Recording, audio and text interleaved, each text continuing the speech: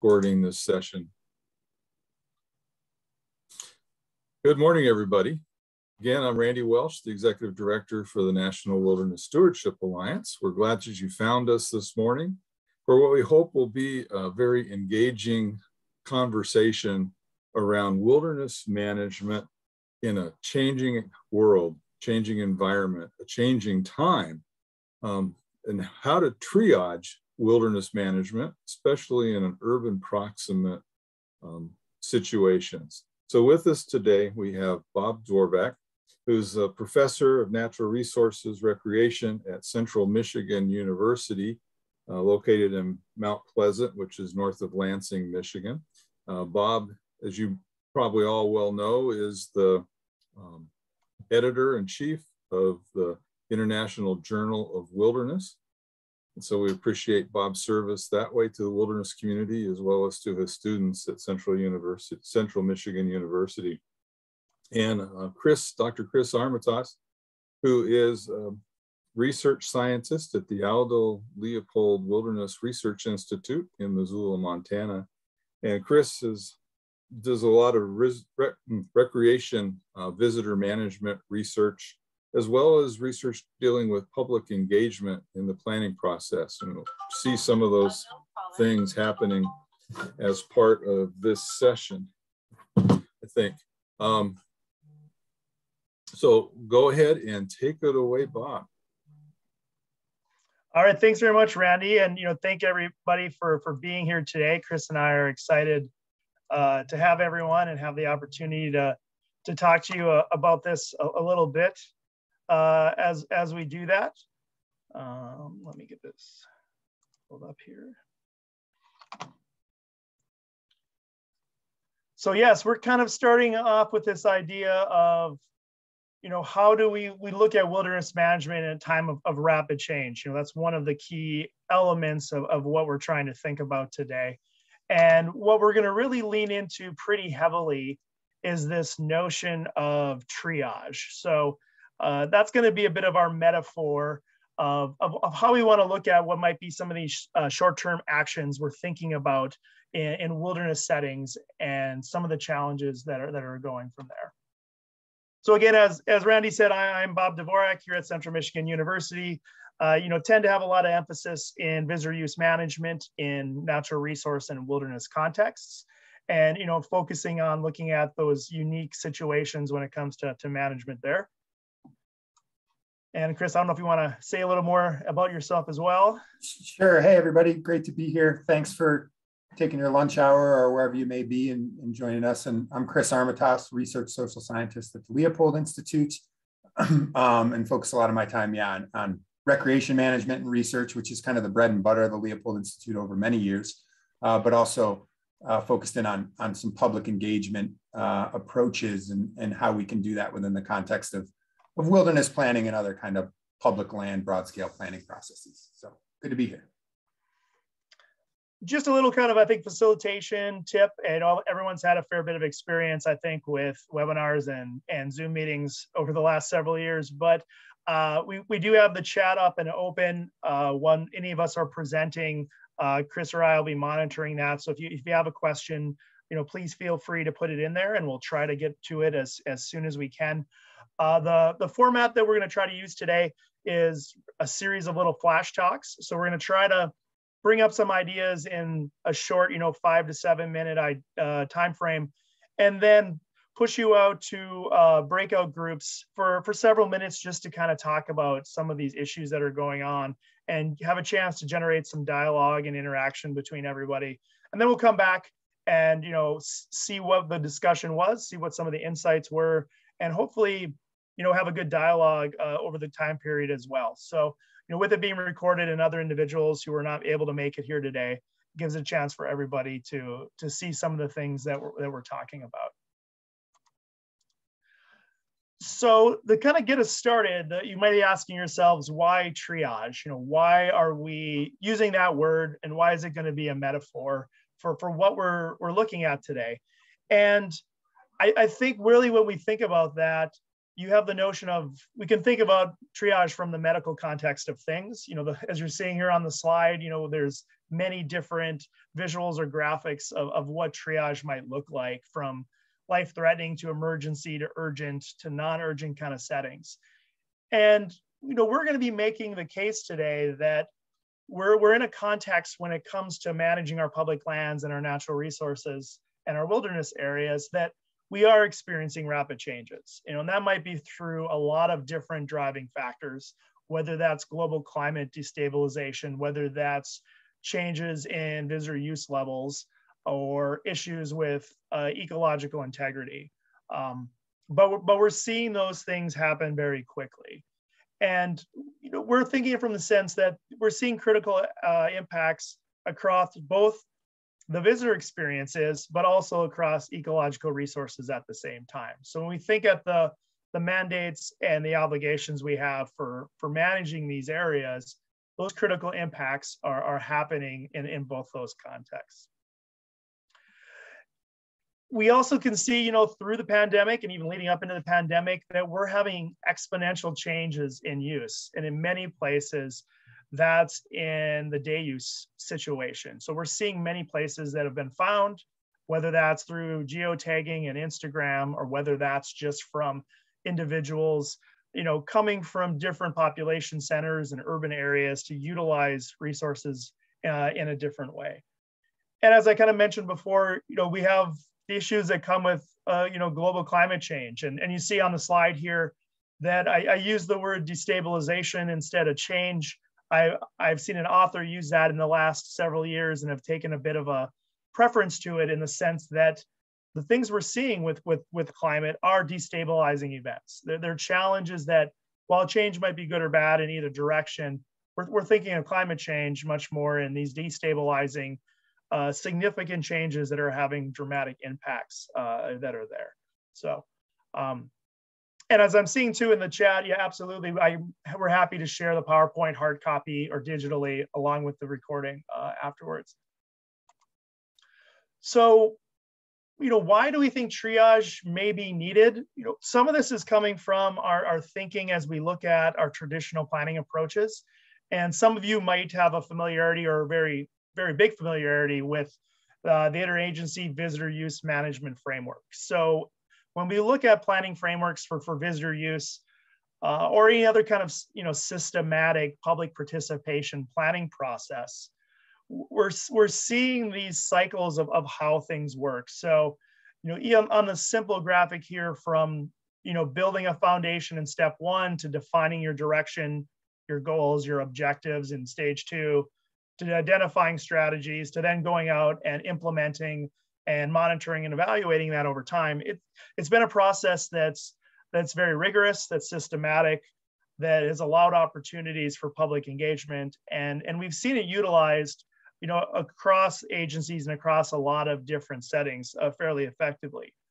But what Chris and I are pondering, and what's kind of came up as we thought about how to address some of these critical issues is that how does that system work when there's shifts taking place? That might be rapid change over time, that might be a shifting baselines, and it kind of raised the question of at what point are we in the process when we're doing some of these things. So for example, if you think about your typical master planning process, or whether it's creating your foundation document for your park, or a general management plan, when we build that foundation in step 1, that's based on the information at that time, and it might be based on baseline information that we've collected decades before. If we're looking at wilderness designation and we're looking at the information that takes place, it could be a 1980s baseline, it could be a 1990s baseline, and it raises the question of by the time we get back to step 1 in this iterative process, this circular process, is it still relevant? Is that foundation the same foundation by the time we return to it? And is that still relevant when we've had changes in emphasis when it comes to diversity, equity, and inclusion, when it comes to changes in visitation? So even if managers, if we're required to manage for that baseline, if our designating legislation or our policy directives are still having us do that, we're kind of trying to pose the question of, well, what happens if that's different? So you can see here on the right, it's my rudimentary, but maybe Winter Olympics appropriate graphic of, think of that circle. We're following that green circle, but by the time we get back to stage one, are we now in the blue circle, or are we now in the red circle because the baseline or the foundations have shifted, that we were in a different place than we were when these processes began, because they take so much more time over that time period. And are they still relevant? Are the strategies that we developed in stage 3 and tried to implement in stage 4, are they still relevant for whatever the new reality is as we kind of get through there?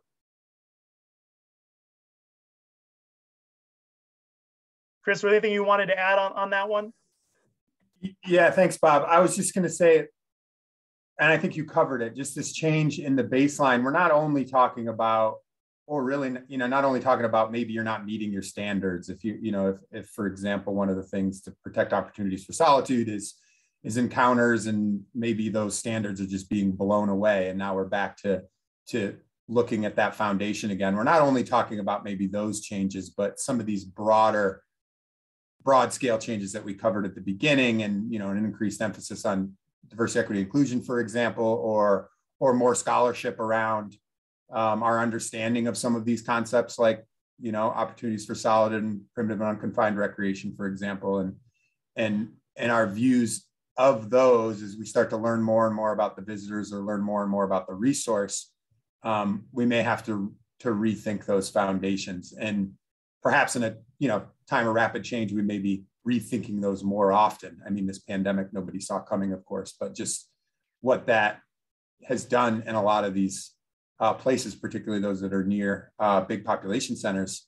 Trends were there in terms of increased visitation, but they've just been exacerbated. So how do you kind of think about those changes and react to them? And there may be multiple ways, and triage is kind of one of them. So that's, I think, where Bob's going next. Yeah, Chris. So we kind of wanted to make sure that we were being as clear as we could of where do we think this concept of triage fits. So we recognize a couple different situations. There might be additional dimensions to this, but on a very kind of, I think, primary assessment. If we think about some of the situations or actions we might take in a wilderness context or a natural resource context, that first situation is emergencies. We recognize that if there's a search and rescue, or there's a wildland fire ignition, that we have processes when we need to deal with that fairly quickly. We need to make an assessment, and we need to go out. We have the minimum requirements decision guide in the process for some of these things, but in those emergency settings, it's very much an administrative response that might be very quick. On the other end of that, I'll kind of jump ahead, you can think of it kind of on, the upper and lower bounds is we have those long-term collaborative planning efforts, which we both agree are extremely important. They're ones that we'll be able to get the best when it comes to participation from our stakeholders, and are able to represent the diversity of values and experiences that we want to cross the places that we're responsible for. But we want to acknowledge that those efforts can take a significant amount of time. We're talking in year cycles versus shorter time periods. So what we want to kind of situate triage are what we would call short-term actions. And these would be situations where there's critical impacts occurring to the resource or to the visitor experience. And we need to take action maybe in as little as a 12-month time frame. We have a little bit of time for consideration, a little bit of time for execution, but not a substantial amount of time. Maybe 12 to 18 months is the place we have to operate to maybe address some of these actions. So that's really, as we start moving into some conversations today and moving into your feedback and your points of view, that's where we really want to be situated, is what would these triage things be? How are we going to handle them when they're not an immediate emergency and they're not something that can take 3 or 5 years to address, when we need to have it happen in a much closer time frame? Yeah, thanks, Bob. I'll jump in. Before I have something to say this slide, but Bill, you mentioned, and this is kind of informal, I think, as a webinar, so we can maybe answer some questions as they come. But, Bill Hodge said you can't rethink the law, though, correct? The courts have upheld defending wilderness character as a mandate, and that includes solitude or primitive and unconfined in the case of recreation. And Bill, I agree with that. I do think that's true. You can't rethink the law, but I guess we do continue to learn more and more about, in this case, these specific concepts. And if we talk around other qualities of wilderness character, our changing perception of those too. But, we're always learning about solitude or primitive and unconfined. There's a great IJW article by Agerbretson and Hall that talks about whether those are distinct ideas. So that's kind of a fun discussion. But also, for example, solitude is always evolving. And there's a good article in the IJW recently by Lang and Borey that speaks a bit to that solitude concept and construct and how multidimensional and complex it is. So I think as we learn more and more about that, maybe our decision space around protecting that aspect of wilderness character changes. A couple shouts out to IJW.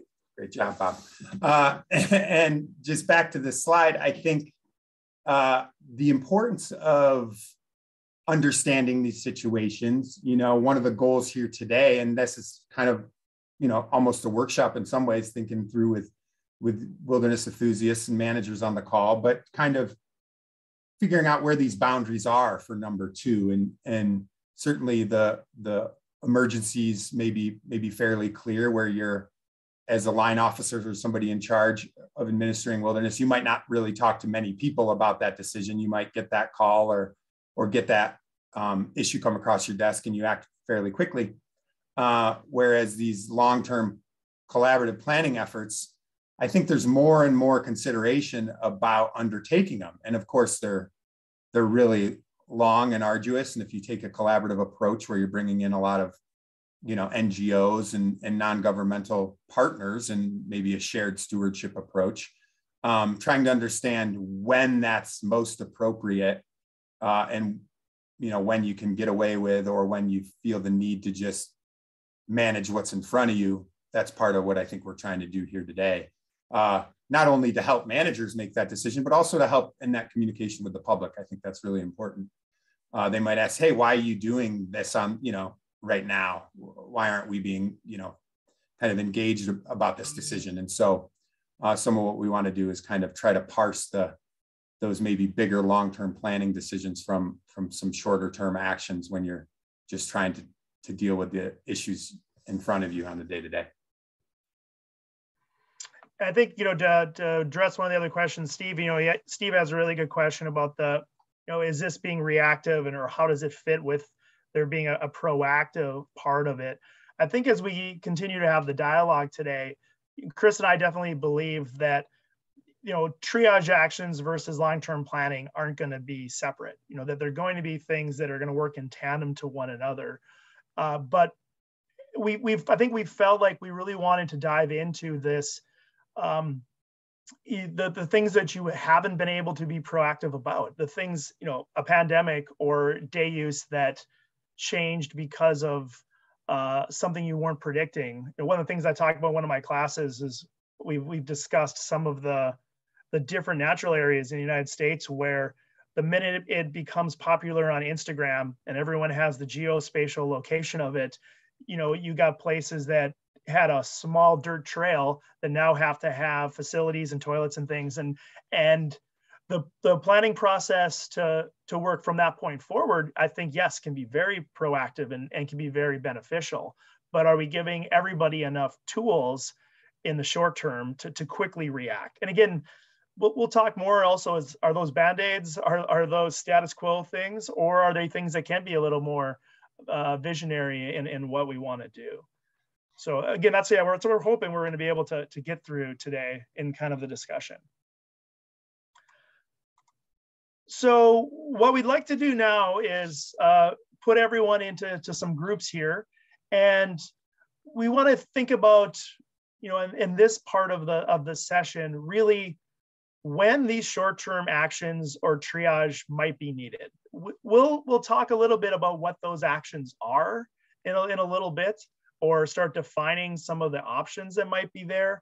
But at this point in the discussion, we really want to focus on the timing aspect of it. Of can you think of scenarios, or can you think of examples of when a short-term action might be needed, when we need to go act, and when it needs to be thinking of those types of things.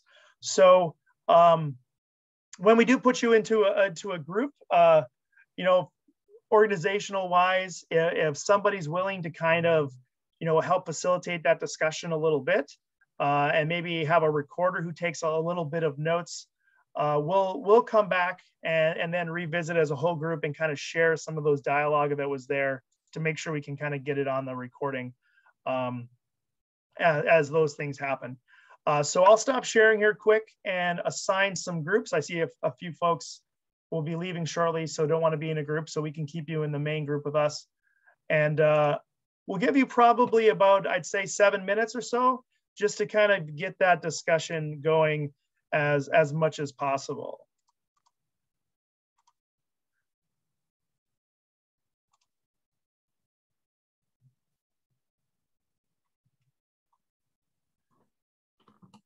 So we'll open the rooms. You should get sent to those, and we'll come back at about, let's say 2:30 or so to talk to the whole group.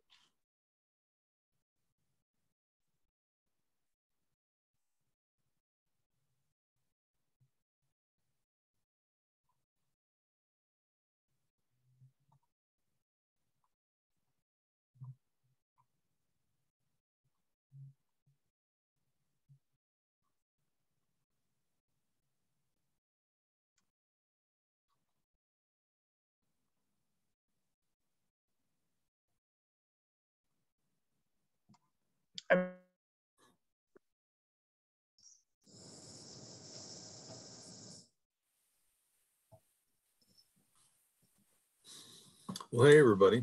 So what do you think? What are the time periods that should be of interest for taking a look at these triage actions?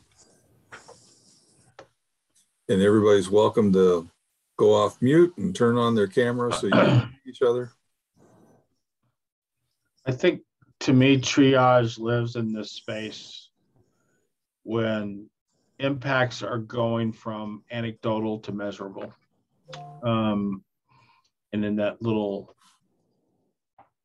narrow band, because triage shouldn't apply if impacts have been long-term measurable. But if we're living in this space between what has been anecdotal evidence of change, I guess I'll point to Conundrum Hot Springs and the Maroon Bells. The anecdotal was, man, it seems like there's a hell of a lot of people in the hot springs, but the measurable started to become fecal coliform numbers in the hot springs, and that called for triage action as an example. So that's what I think, is that it lives in that space when anecdotal starts to become measurable. If that makes sense. I don't know if that makes sense, but that's the way I see it. Mm-hmm. Would you envision that happening within a year period, or over the course of a couple of year periods where you can look at some trends? I mean, I guess, yeah, I don't know. It's a great question, Randy. I think it's, I mean, in the example I gave, fecal coliform numbers are what they are, right? When they rise to a level that is no longer safe for human enjoyment of those hot springs, that's a snapshot on time versus like how many days that a wilderness ranger showed up at Conundrum Hot Springs and saw 40 people in the same hot spring or whatever.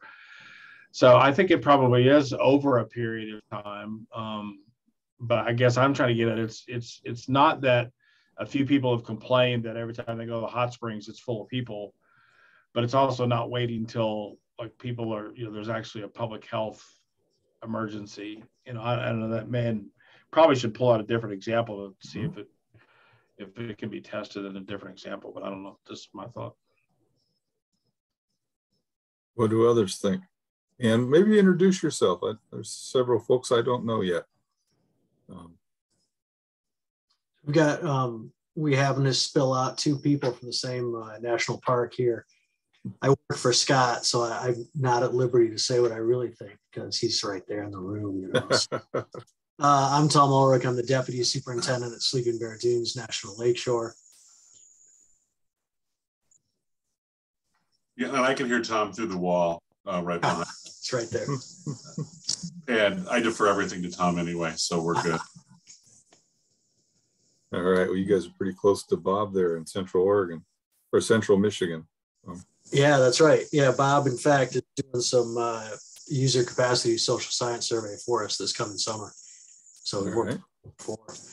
One of the things I thought of, not to interrupt anybody else's introduction, but before I forget it, Bill, like it was a good example. I actually thought quite different. Recently, we had hemlock woolly adelgid here for the first time. Fortunately, we haven't found it in wilderness yet, I don't believe. But that was one of the things I thought of in terms of triage. You know, that's may not be human health, but that's an action that we want to take immediately. You know, and you know, not that's a first time it's spotted sort of thing, not a well, let's do a survey and see what spread it is throughout our wilderness. It's something we want to take action on right away, even if it's so. Yeah, that's a great example, actually, Tom. So, by the way, I'm Bill Hodge. I'm with the Bob Marshall Wilderness Foundation out here in Montana, but spent a lot of my wilderness life in the Southeast. And because of a lack of triage, the hemlock woolly adelgid got ahead of the Forest Service in a place like Joyce Kilmer Slick Rock in North Carolina. And by the time they caught up with it, it was too late. And the massive old growth hemlocks were dead. And suddenly you go from the triage of just having to make a decision whether to use imidacloprid to treat the trees. And then you have to make a decision about whether you're going to use C4 to blow the trees up so they don't kill somebody on the trail. So, yeah, it's a great example of triage versus long-term solution.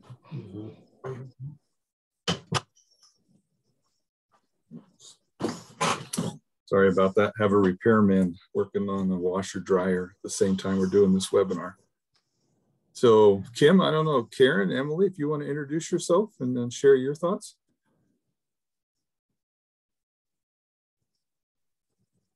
Hey, yeah, Kim Waits with Wild Alabama in National Forest in Alabama. But I completely concur with what Bill was saying.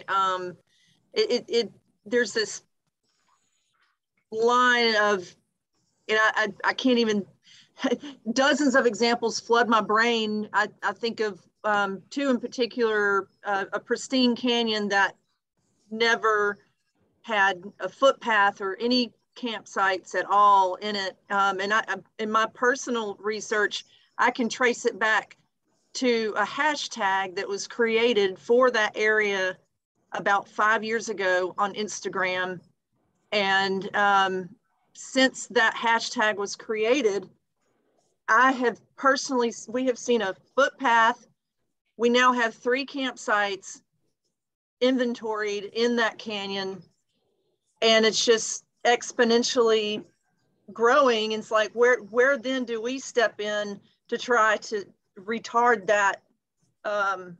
Another place on the Pinhoti Trail in East Alabama, there was a campsite inventory performed about 10 or so years ago.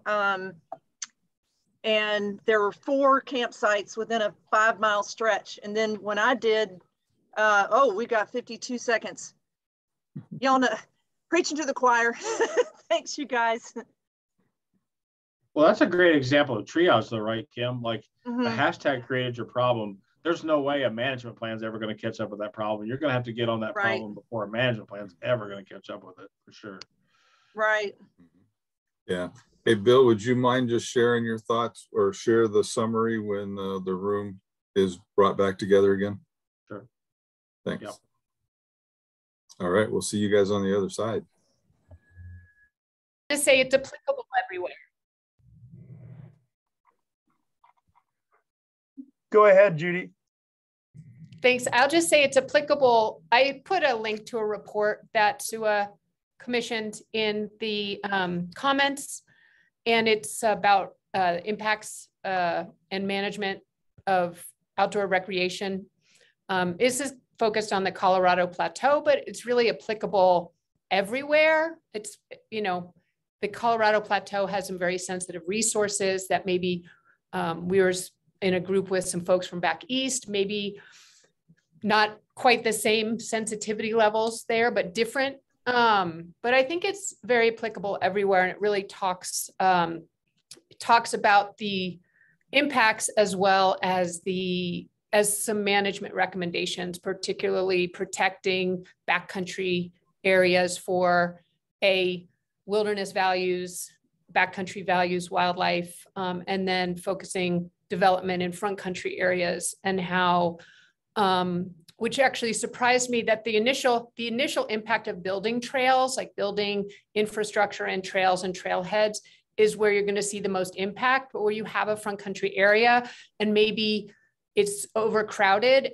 expanding that area, hardening that area is actually going to have much less of an impact overall than when I call what the agencies are doing here is a game of whack-a-mole, right? They're like trying to like hit everything over the head and make it go away, but it's not working. And they're trying to, it's a dispersal approach versus a confined approach.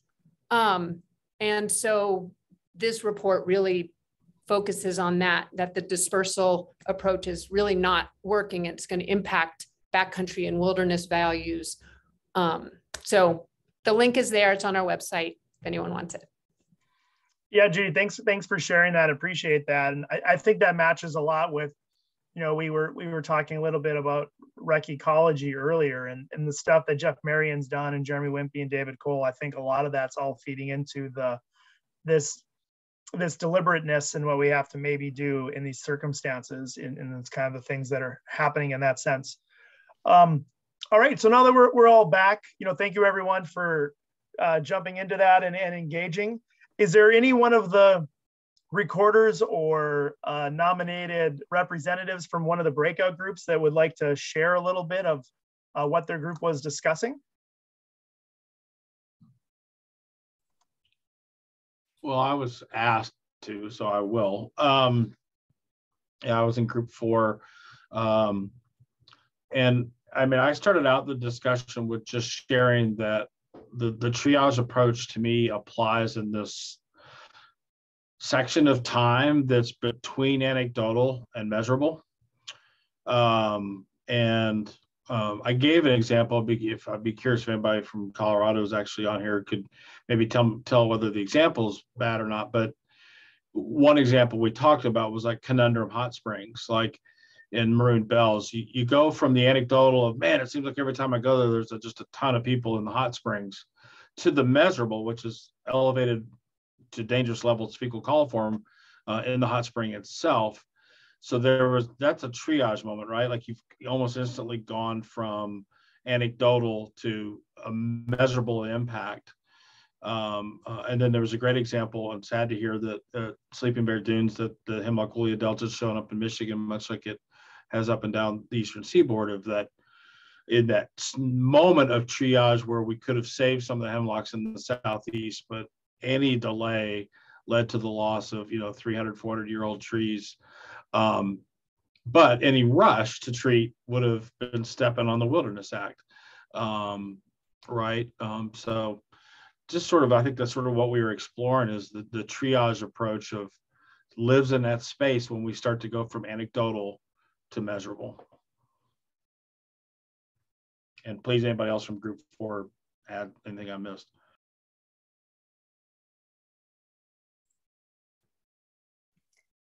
I'm not from group 4, I'm from group 2, and I took notes, so keep me honest on it, fellow group 2 people.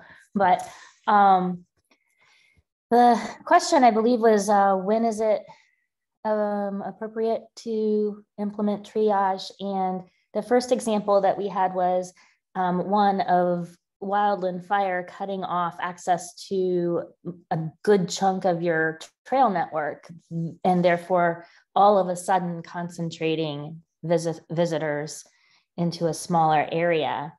And along that same line, another example was sharing or collecting data on solitude by using kind of the visitor intercept approach. And it's indicating really, really high use. But now what? and what do you do? And how do you translate that data into a management action? Which then took us off task a little bit. And we talked about solutions and some ideas about trailhead stewards, I believe they were called, almost like greeters at trailheads that provide information about wilderness and leave no trace to people as they enter the wilderness. And I believe it's Dolly Sods that's implementing that and kind of redirecting people who are overwhelmingly naive about what wilderness means in terms of an experience, away from wilderness into more appropriate recreational settings for their expectations. I think that's all we talked about. Other group 2 folks. Thanks for that, Kate. I was the note taker for our group 1. And I guess, Kate, you didn't really veer off topic because that's where we're going next. So I'll be excited to kind of hear, what are some actions that might be suitable in these triage contexts. And Bill, I was really interested that idea from anecdotal to measurable. That I think that's really neat because it really does make you think, to me anyway, that what I thought about was, as you gave that hemlock example, like something that came up in our group was this idea of, shifting the cultural view that we actually don't do this triage. How do we get to a point where we accept this Anthropocene is a reality, and that, maybe we need a cultural shift in thinking about some of these changes. But managing hemlock, for example, or something like species management or assisted migration, which of course is, those are very controversial topics in the context of trammeling and controlling nature. But the fact that it is happening so quickly is, initially I was thinking, well, that's a long-term, the hemlock's a long-term planning problem. The species migration, for example, would be a long-term planning discussion and problem, but we do find ourselves in this place where we might not have that time, which is pretty shocking and just kind of gets you thinking about it a little bit differently. But our group kind of talked about, we didn't get to too many examples. I think we talked more about kind of the fact that we are experiencing these changes so quickly, climate change, experiencing visitor use change, which you can't ignore either. And so getting to this acceptance, I guess, that you can't save everything. And so there's this active management versus adaptation discussion. And there was a good point kind of towards the end about social change is happening just as fast. A lot of times we'll go to this ecological change, whether that's, for example, species or the impacts from use, whereas there's other social changes happening very quickly. And one of the examples was a push to refocus on Indigenous issues. I think we've seen a lot of that discussion lately, and that may have us rethinking how we do both short and long-term planning processes. So that's just a quick overview. And again, we didn't get into a ton of very specific examples, but group 1, let me know if I represented that incorrectly or if there's anything you want to add.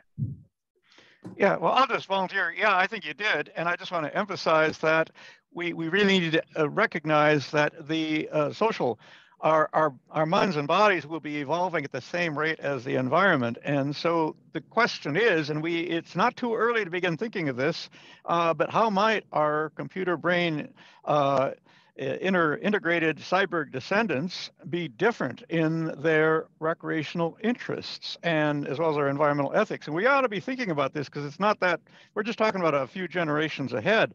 Should we be developing scenarios for what the futurists predict. And for many, it's an ever more regimented, managed society and world, and therefore maybe we should be thinking about wildness being increasingly important and rare, and we ought to have scenarios that focus on perpetuating that. Thank you, Roger. Yeah, appreciate those are great thoughts. I saw in the chat, Kevin, you had the notes for group 3. Yes. We were understanding, we were trying to make a list of scenarios where you might have this compressed time frame decision cycles, which is what we understood triage to be aiming at, the way you're using the word. And we had similar ones that you'd already suggested: forest fires, pandemic, storm events, also all kinds of things that can come out of that.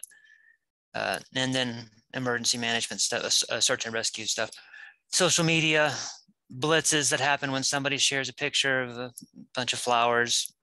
But then we started getting into some new stuff, talked about examples with parking, like if there's some sort of parking crisis where there's not enough room and then people are all over the place trying to find access, and then maybe the land managers are trying to put fixes in place or not. We mentioned urban proximity as being just a generic backdrop for who knows what. There's just so much energy right there waiting to get involved in the wild space on a whim. And then we started getting into more subtle things. One of them was, we've talked in here so far in the call about the difference between proactive and reactive, but we talked about that knowledge gap that happens there in that moment, where perhaps in a search and rescue scenario where a proactive policy is in place around the measures to be used, whether or not machines can come in to be involved there. But in that moment, the person that made that policy is not there. There's just the folks on the ground. There's a kind of a knowledge gap that creates this these short-term reactionary decision cycles. That was our 7 minutes. Great, thank you, Kevin. Yeah, thank you, everybody. I think that's some great thoughts and information and kind of some of the things that we want to think about. So I'm gonna keep us moving forward. I'm gonna turn it over here to Chris, who's gonna kind of take us to the next spot of where we want to go with things. Okay, thanks, Bob. And as I kind of alluded to earlier, and I think some of the groups maybe started going there, is kind of this next step of deciding, okay, what can you do in triage scenarios? And we, and some other conversations I've been having, kind of thinking of this as kind of the little d decision space, if you will. And so trying to understand where are the opportunities and barriers to making changes on the ground within the context of some triage setting. And so we're going to get to an example here in a minute that we're going to think about, but then, or that I'll explain. And then as a group breakout, maybe we can go back into just kind of brainstorming broadly about various triage actions that may be suitable. But I kind of want to return to this idea of when triage is, something that is relevant, the short-term kind of management, maybe reaction to some issue. And we heard, some of these changes, critical resource impacts to the ecosystem or to the social experience. The example just given now about parking, I think that's another one, like those limiting attributes, if you think about them that way within the visitor use capacity idea, are kind of busting at the seams, might be another example. But I think there's also an opportunity there, right? Like there's clearly it's not always a bad thing that there's increased visitation or that people are using these spaces, where that's part of the act is to support recreation and people's enjoyment of those spaces to an extent, of course. And so I just, to give an example, we're going to think about alpine lakes a little bit in this lightning talk, and then we'll do some breakout discussion, which is outside of Seattle. Depending which side you go to, it's a couple hours away. And they're seeing over the last many years exploding use and a lot of resource impacts. and one we'll focus in on in a minute is human waste, but we're talking about lots of instances of human waste, maybe 1,500 burials of human waste or toilet paper florets a year. A lot of degradation of, a lot of social trails, a lot of trampling of little vegetation, particularly once you get up into the high area. Thanks, Bob, of kind of the core enchantments area, if you will. And so those are, there's a variety of ways you can kind of manage for those. And some of the ways is trying to add some kind of guide hikers to stay on the trail, for example. Those are kind of like take away some of that self-reliance. Maybe they're kind of like little, whether they're confidence sticks or cairns, those types of things to try to keep people off the turf and off the delicate plants. Doesn't always work that well. But one triage action, as we think about visitor use exploding, and it creates all of these impacts, and you can start to pull that apart. And that could be, again, like I was just talking about, trampling. Alpine lakes are seeing, maybe trampling of the veg. They've got mountain goats up there that are increasingly seems habituated. They follow hikers around to lick their pee, for example, or the salt from that. Those, we could talk about whether or not that's a triage situation when you start thinking about what could you actually do with that issue in the goats. But one they're dealing with too is human waste in the enchantments. And like I said, there's kind of 1,500 a year almost at this stage burials.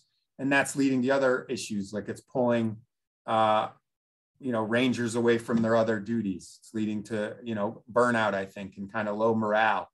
And it, some of it may be the result of that use. There's a lot of new users out there, people who are maybe new to backcountry travel and wilderness hiking and camping. And that's where I want to get back at kind of this opportunity, right? There's these new users. Alpine Lakes is experiencing some of these issues, but it's also among the most diverse population of users I've ever experienced, just anecdotally. We could measure that, Bill, for sure. But like when you're out there, you see all ages from kids to, pretty older folks, wiser folks who are out there and they're way out in the backcountry. People clearly from different cultural backgrounds and ethnic backgrounds. And so there is an opportunity there to get new and different people out into our public lands. And so we have to think really hard on that. But as we come back to this human waste idea, part of what I'd like to think about, I guess, in this breakout group is maybe not just this example. If others have better examples that they're more familiar with, we can think about those. But those are toilet boxes. And so those cases, this is one way that this has been dealt with. Although the use of toilets in the enchantments, I think, has been there for a pretty long time. But even with these toilets, and so there is, someone correct me on the numbers, but I think it's about 30 toilet stops on the core enchantments area, which is about a 30-mile or even less, 20-mile loop. And so, you're getting toilet potential less than every mile. You can find a toilet. And, they're overflowing. They often kind of fly in and get them out of there. They're running out of places to dig pits, for example. And so they use these vault toilets, as you're looking at here. And oftentimes they're burying human waste that's within, walking distance near these toilets. So it's not like people don't know they're there, or they know they're there. They're maybe uncomfortable using them, or they, uncomfortable because they maybe aren't experienced, or they just think it's gross or whatever. But that's an example of kind of how you can start to manage it. But despite even having these opportunities to concentrate where human waste goes, they're still burying 1,500 a year, for example. And so how do we, in this case, think of triage exactly? How can maybe a long-term planning process, leveraging other funds and getting, some other technological solutions maybe, which can be very expensive, and maybe the environment here in Alpine Lakes doesn't really allow for it. How do you kind of react maybe in the next couple use seasons as day use continues to increase, to address this issue. And so this was one thing I was thinking we could think about in our breakout groups, but we could also, again, not rigid there. So if people have another example they'd like to talk about, that's cool too. But really, in this breakout, Bob, if there's anything you want to add to what I just said, hop on in. But I guess our main goal here is what triage actions can you think about? So taking these situations, now what do you do about it? And to kind of prime that pump, what are the barriers or authority that exist, right? There might be, we heard this idea that like managing hemlocks or managing, large scale wildlife issues might be a long-term planning thing that you have to go back to a plan. It's, there's the act you're rubbing up against, so you maybe can't do anything in your eyes. Costs are obviously a potential barrier to acting in the short term, but that's kind of what we're interested in talking about. Potential actions, and then I guess it's almost like what's the decision space, and then what's the feasibility of that decision space based on these barriers or authority. Anything to add to that, Bob? Yeah, I think that's spot on, Chris. Just those, the kind of getting that list of what tools do you already have in the toolkit, and maybe it's using them more effectively or using them more deliberately, but trying to get a list of those actions is kind of what we're getting at with this session. So we'll probably go right to 3 o'clock here. We'll shoot you out to the breakout rooms again. And I think it's going to put you in the same groups one more time. So we'll send you off and we'll talk to you all in about 8 minutes.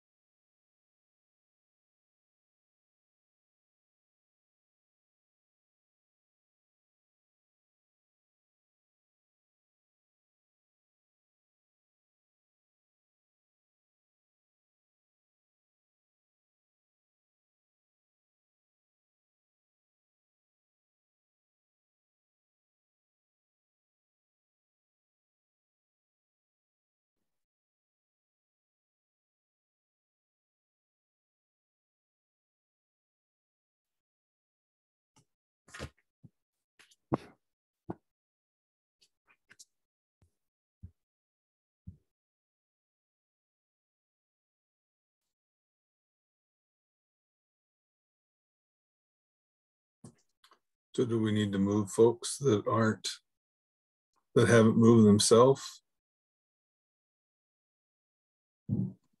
Randy, I think I got anyone who was not assigned, who came in after the first session. They all got allocated. Okay.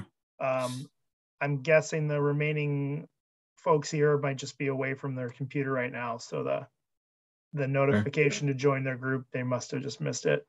All right. Yeah, I've got a repairman here. He's making a lot of noise in the background, so I'm not going to disrupt the group with that going on. No worries. Yeah, there's times like that where I wish I had a completely soundproofed room in the building here at the offices, because usually there'll be someone working on our building or outside right in the middle of a call. Mm-hmm. Yeah. Okay. So originally we had said 90 minutes for the session, but I heard you mention 3 o'clock. So do you need 2 hours, you think? I think 90 is still going to be great. When we come back, we'll probably talk for 5-10 minutes with the groups. Chris and I only have, 2 more slides, and then we can kind of use the remaining 10 minutes for discussion. So I think we're on pace for, being at the bottom of the hour will work great. So another half hour, we should be in good shape, I think. And if people want to stick on, if we go a little long, that's great, but we won't, they won't be missing anything if they got to jump off. That sounds fine. Sounds totally fine. And Dave, I hope you'll get some good trail ambassador information, Dave, from the folks on this webinar. Thanks for the link to SUA and their site. That's great. And Ben Lawhan just wrote to me on the side, and we'll talk about it. He's left LNT and is now in a private consulting. So yes, didn't know that. I think he's with RSG now, isn't he? Don't know. Yeah, I thought it was his own consulting firm, but I'm not 100% sure. I've started my own consultancy, and he gives a website and an email. Had a great 21-year run with LNT. So I was noticing also the very interesting question from Will Ribbons, who is going to have to leave or may have left, but triage thinking in terms of wilderness character as opposed to thinking about triage in terms of areas is intriguing.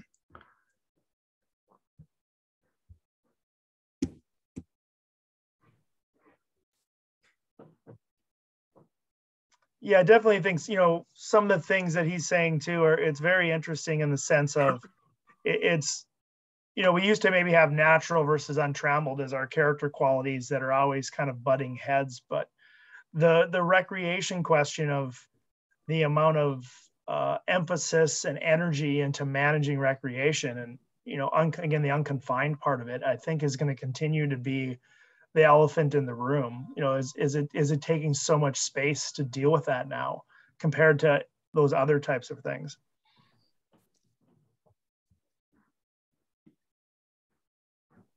And as always, it seems as though the broad wilderness community is necessarily speaking out of both sides of its mouth on this, welcoming everyone and trying to reduce the numbers. And I think you have diminishing, or not diminishing, but competing values. You want to have as many advocates and as many champions as you can in the room. And how do you do that and maintain, I guess, consensus on what those shared values are at the same time? And as a volunteer, I always think about education first, but that's only a small part of the answer. Exactly, yeah.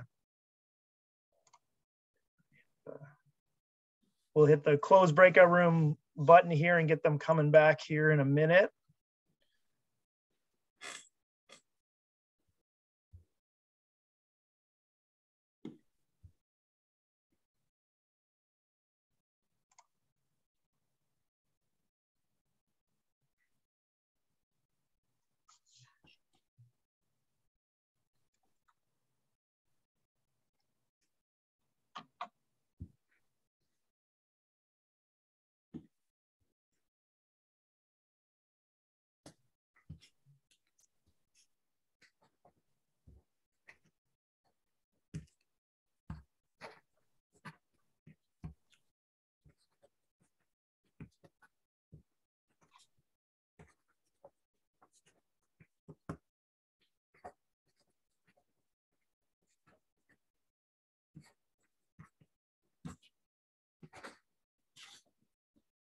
Recorded.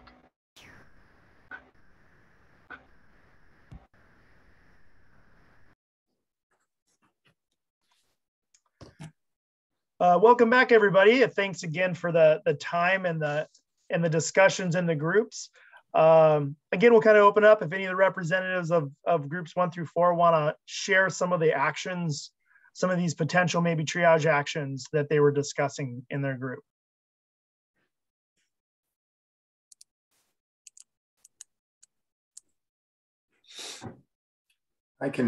I'll go for group 1. We talked a lot about messaging, I guess, as being as being kind of a short-term triage action. And one of the, among the barriers in my notes here that is we really don't know what most effectively motivates appropriate behavior. And this isn't a representative group. All of these folks here on this call are more educated on the topic than others, obviously. And so maybe not being effective in the best messaging in dealing with these problems. So that's a barrier. And another barrier was how people don't really take the time to stop and read a board, if it's on a kiosk message board. And so how do we get the message out to the public before they show up?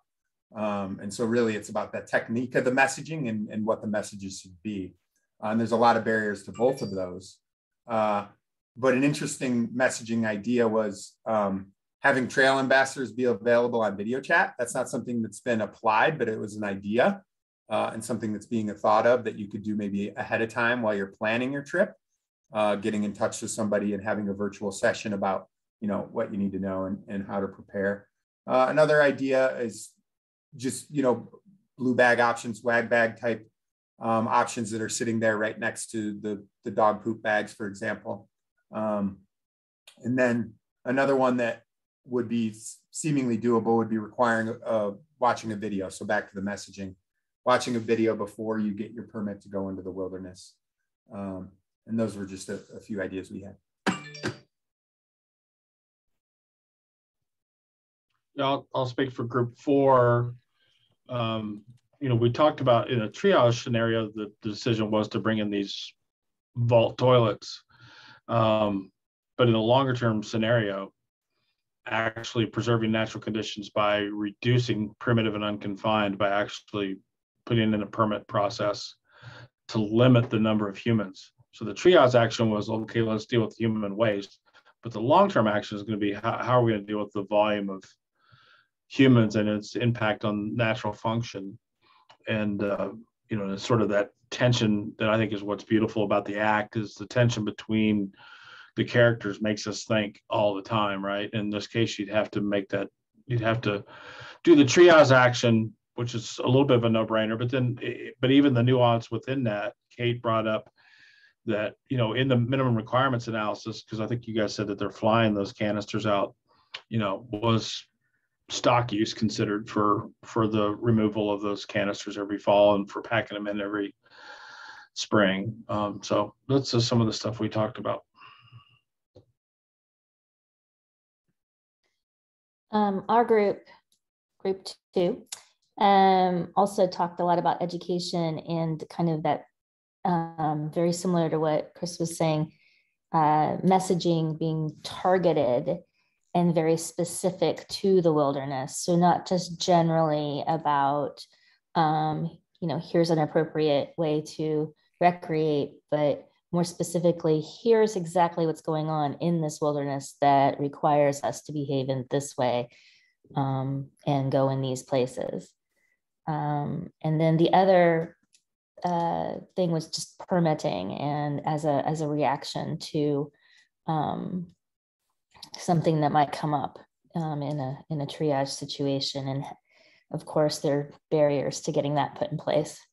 And another barrier is kind of jurisdictional authority. So when you're working on behalf of an agency as a stewardship group, and you don't really have the authority to follow up on what you're saying, so that can be a barrier if your agency doesn't have the same motivation maybe that you do, or see the problem as important, or maybe just doesn't have the funding.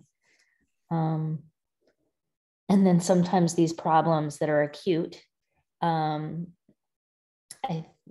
prompt cool, clever solutions, and because they're sort of almost energizing.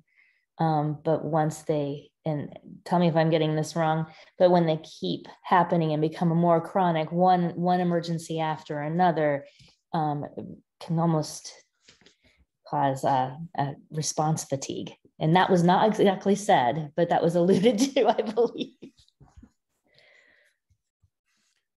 This is Dave Johnston. Just to amplify one of those points is that a lot of times an NGO stewardship organizations such as us, and I think many of you are, may identify needs and identify that they do need timely action, but the agency that you're working with that actually has the authority to implement those things or needs to at minimum sign off on them either doesn't have the motivation, or probably more commonly, they don't have the resources to implement those, whether they be funding resources or the ability to go through the well, call them bureaucratic steps needed to authorize and develop prescriptions for particular problems that come up. So there's one of the barriers is that gap between what we see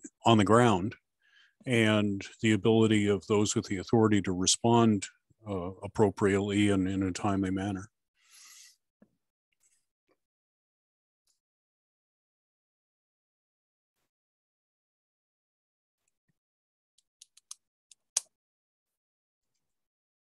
I think it was group 3. You're the only one we didn't hear from.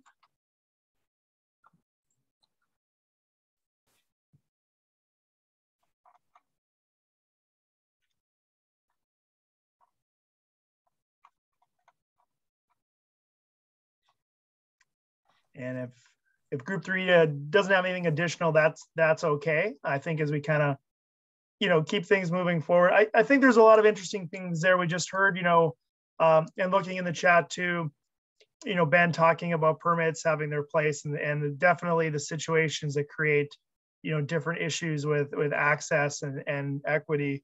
One of those things I think of that, we've seen maybe on the national park side of things recently, there's been changes to the shuttle system in Zion National Park, or I personally, as a family, got to experience the timed entry permit system for Rocky Mountain National Park, this August, and what it's like to be sitting at baggage claim trying to refresh your phone to get a day entry permit the next day when you didn't have the ability to plan ahead to make some of those things. So I think we are seeing some of those challenges that are kind of occurring with that as we look at these difficult issues. What we kind of want to wrap up with, and just have a couple ideas, and then have the remaining 20 minutes to further have kind of an open conversation. Chris and I want to acknowledge that definitely there is this tension between long-term and short-term strategies, that we recognize that there is going to be difficulties there. And we've used also the terminology of little d or big D decisions. Implementing a day use permit system is a big decision and comes with a large amount of discourse and administrative discussions, policy, public participation. All those things are going to come in that context.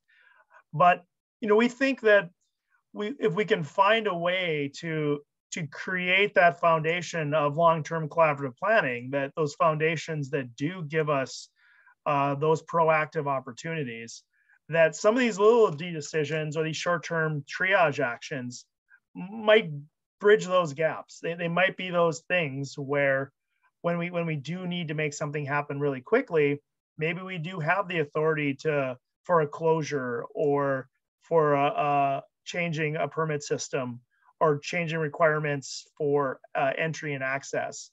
If those are appropriate, if those match with the values of the location and the place, and some of those things that are happening there. Chris, do you have anything you want to add before we go to the last one? No, I think you captured it. Yeah, I think it's doing this triage in the short term while not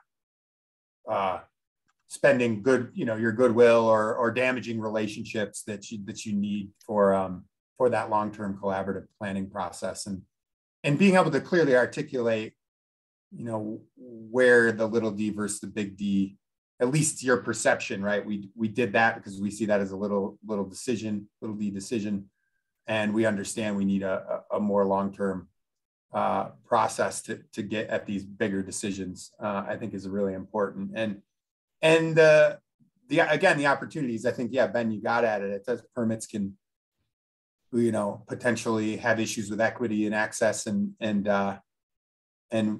that was kind of what I was trying to get to, specifically with Alpine Lakes, meaning there's just so many different types of folks out there, and that's a really neat thing going on. And so how do you kind of, you know, balance those two things? And I like David Alexander's idea about the Give a Hoot campaign. That's good moral suasion.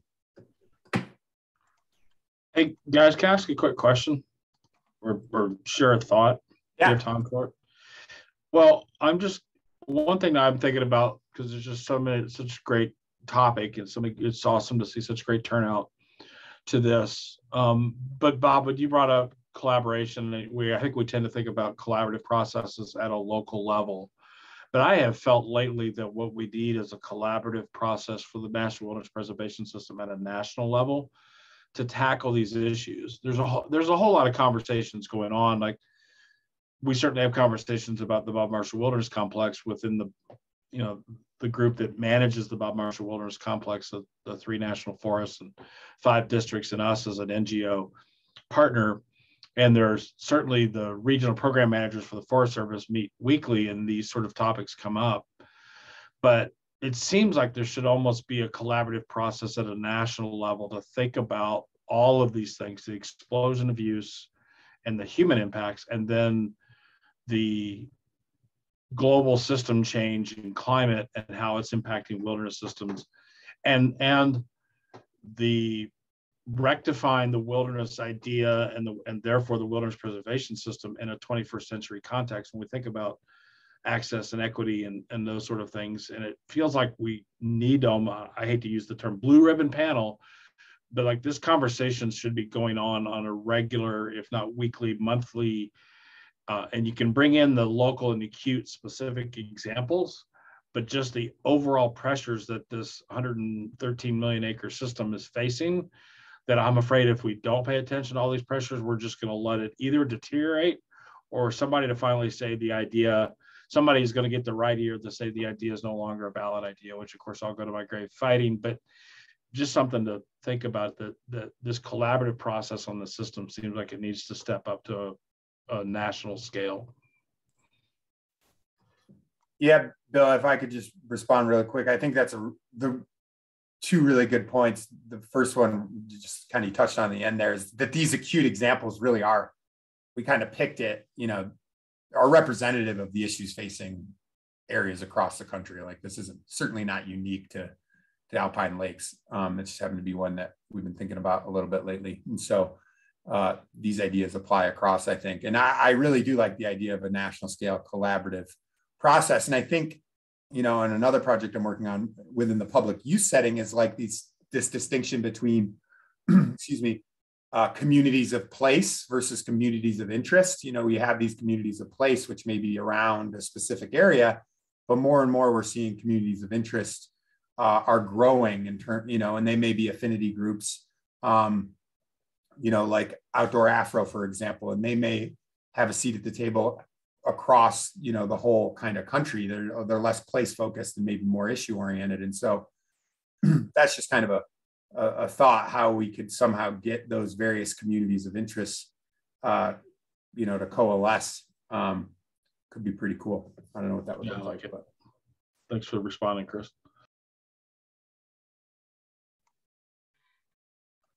Yeah, thanks, Bill. Yeah, I think, you know, and partly too, we'll just kind of leave this last slide up here for a few moments, and then, you know, we'll go back to everyone and chatting as a whole. You know, I think that was, if we look at the evolution of where this talk was going from when we were discussing about doing it at the National Wilderness Workshop to where Chris and I got now, you know, I'll admit I was probably naively optimistic 6 months ago, where the idea of an urban proximate wilderness toolkit will figure out the way to address urban proximate use and how to best protect wilderness in urban proximate areas was a bit of a grand idea. And I think that's always the goal. But without that larger dialogue, are we just kind of, you know, shooting in the dark, or are we just trying to kind of, again, like we've said, playing whack-a-mole, or just putting out the small little fires without having a larger strategy of what we need to do? And that's, I think, what what really evolved into this idea of triage of, can we as a community acknowledge that we've seen these problems, we've experienced problems like this in different decades and in different contexts, but have we reached a new era where there's different ways we maybe need to go approach it? Maybe it is some of the same techniques we've used, it's just being more efficient or more effective, whether that's through indirect action like education and outreach and community engagement. But are there places where we're seeing a larger need for those direct kind of actions that are going to take place? And knowing that if we're going to take those actions, it's going to have long-term effects. It's going to have a difference in our relationship with our partners and the larger community and maybe a national global community.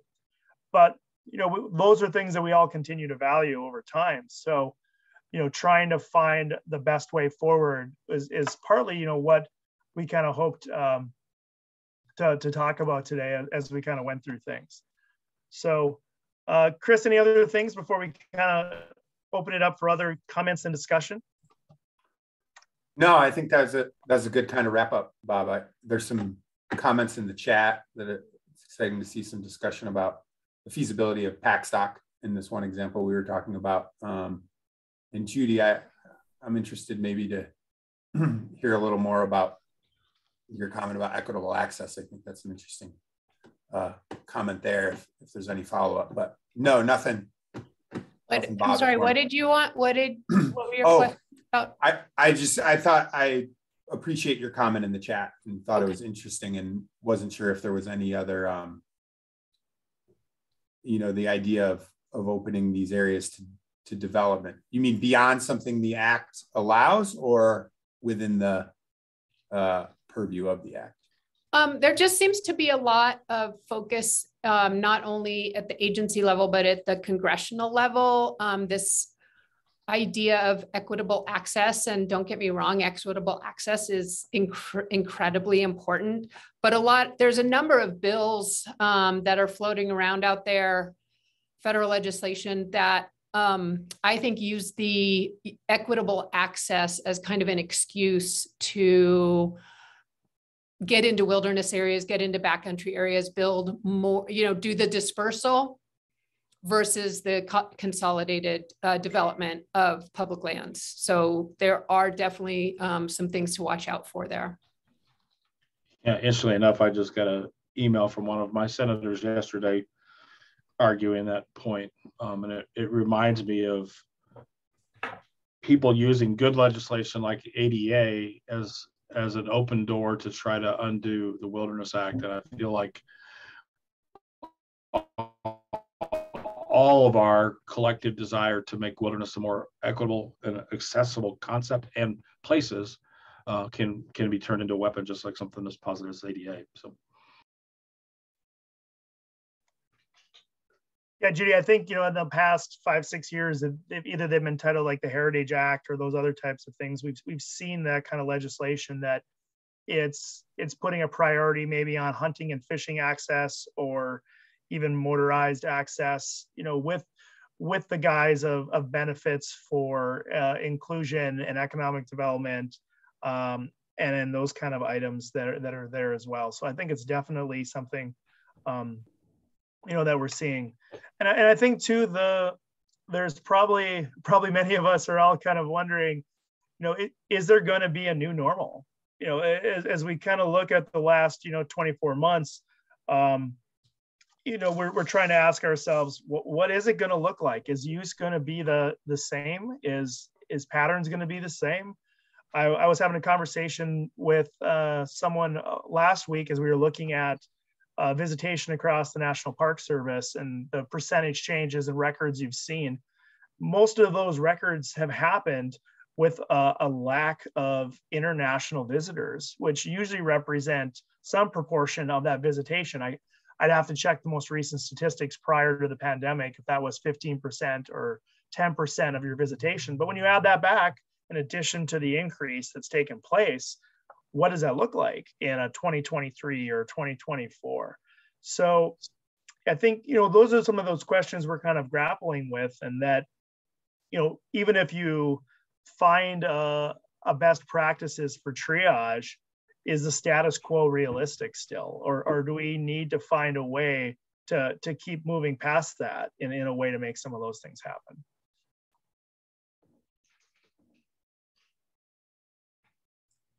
And I would also add, especially here in Utah, where I am, with the increase in visitors to national parks, even without the overseas visitors, we're seeing, we've seen significant increases to national parks, and also seeing adjacent land management agencies like the BLM saying, oh, we have to provide increased access for the overflow from the national parks. So you're seeing a lot, particularly dispersed camping, and people who really don't understand maybe like cryptobiotic soils or sensitive soils, creating new places to camp. And then the agency saying, oh, well, people are camping here anyway, so we'll just let them and make this actually like a dispersed camping area. So the impacts on the national parks is really spreading out across the landscape. And it's a big problem out here.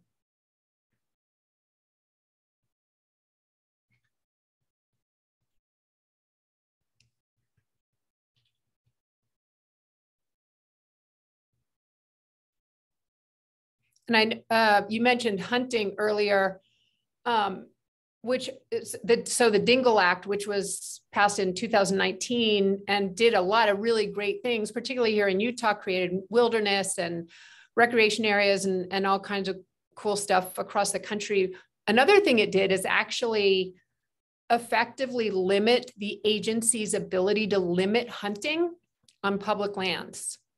I have that information somewhere. I was actually doing a legal memo on it for something else, and found that act had a pretty significant impact on federal agencies' ability to limit access to hunting on public lands, which I was really disturbed about. Not that I'm not anti-hunting at all, but it really limited the agency's ability to close areas to hunting for other resource concerns.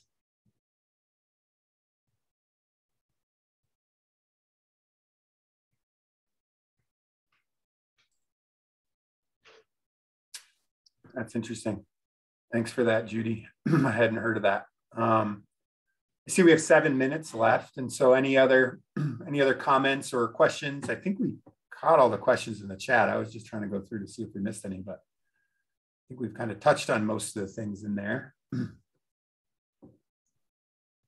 I would say thank you for that comment, Judy. And it strikes me as an example of a lot of issues are that so hunters, for example, if you project them there, if you talk about them in that way, are a special interest group, just as river rafters might be, or just as family campers that want certain things, or as horse people do, or whatever. They're all special interests if you label them that way.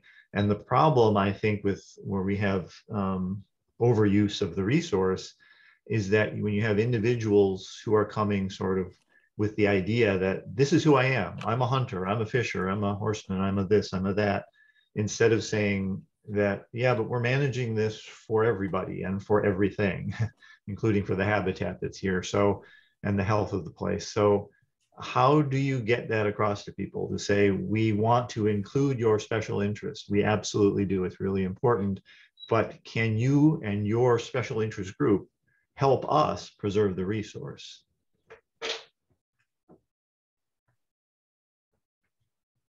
Thanks, Steve. Ben, I see you have your hand up. Yeah, I just wanted to mention that to your point, Bob, about is this the new normal? What are we seeing? What are we likely to see? Just in my experience working with parks and protected areas across the country, not just wilderness, but including wilderness, most of the managers that I have talked to, from municipal to state to federal, are saying we saw big spikes in 2020 and in 2021. In some cases, those leveled out in 2021.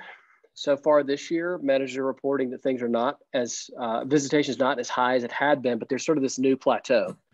And so it's something to be aware of, I think. So myself and some colleagues from Penn State and University of Montana just published a paper where we looked at a national sample of individuals who indicated they were new to the outdoors since the declaration of the pandemic. And there's some pretty interesting things that came out of that research, just in terms of why people found the outdoors, why are they likely to stay, what are the barriers they overcame to substitute the outdoors for other, pre-pandemic leisure activities. So I'll put a link in the chat. We published it in an open source journal, so you can take a look at that. But I guess I would say, I think personally, from my experience, we are in a new normal in terms of visitation, and whether those people flock to front country and local municipal parks, or they decide to venture into wilderness, I think a lot of people found the outdoors, and at least our results indicate that a lot of those people are here to stay.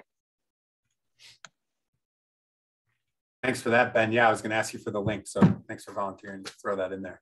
That'd be great. And Steve, I guess I would just quickly respond to your comment about those interest groups. I think that is, in theory anyway, right? There's a difference between theory and practice of these collaborative groups, and maybe a national scale collaborative. But if you can get people invested in, that collaborative kind of approach to a problem, then they start to adopt, again, theory, they might start to adopt that group as being really a part of their identity. So instead of just coming in as an interest group, they can kind of help span what that collaborative group feels and wants, and what their maybe more kind of specific focus where they're coming from spans and wants. And so that is one of the pitches for maintaining that foundation for collaborative planning, I guess, in short.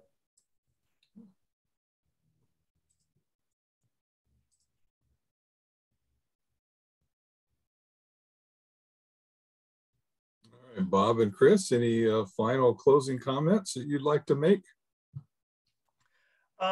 Thanks, Randy. I think just, wanted to thank all of you for, sharing your time with us. I know we're all working hard on many things, wearing lots of hats, plates that are full. So to take 90 minutes out of your day to have a conversation with us, we really do appreciate that, and appreciate, Dave and Randy and the opportunity from NWSA to get this kind of conversation out to everyone. Again, we really wanted it to be the beginning of some dialogue, and the beginning of where we can maybe go with some of these issues, with the goal of protecting wilderness. And again, to keep thinking about these things, Chris and I are very much happy to have more conversations or think of different ways about doing this. So it's a thing we're both passionate and excited about, and really appreciated the time with all of you today. Yeah, thanks, Bob. Well said. Thank y'all. All right. Well, thanks everybody for joining us today for a very thoughtful and provoking conversation about what to do for future wilderness management. Hope that the lessons learned will carry forward. And just to note that this session has been recorded, and Bob, if you'll send me the PowerPoint, we'll post that along with the recording on our website and make it available to everybody probably later today. Should have easy access to it. All right, well, I just want to make an announcement that our next webinar will be on March 8th, where we have Michelle Riley from the Fish and Wildlife Service, late of the Arthur Carhart National Wilderness Training Center, who's going to bring us a historical perspective of women in wilderness. So please come and join us for that conversation, and we'll also talk about ways that we can get more women involved in the conservation movement today. So thanks, everybody. Appreciate you being here. This is Randy Welsh from the National Wilderness Stewardship Alliance, and along with Dave Cantrell, our program's chair, saying goodbye for now. Talk to you later.